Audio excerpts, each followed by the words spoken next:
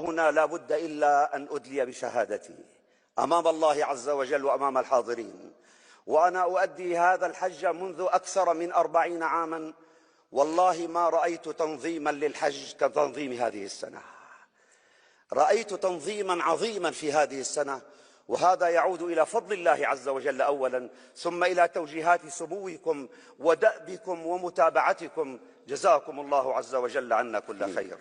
من القلب إلى القلب، قلبي يحدثني وأملي بالله كبير أن يكون توحيد كلمة المسلمين على أيديكم إن شاء الله تعالى، فلكم دور كبير في كل بقعة من بقاع العالم، في فلسطين، في لبنان، لرفع الظلم عن المظلومين ومد اليد إلى المقهورين.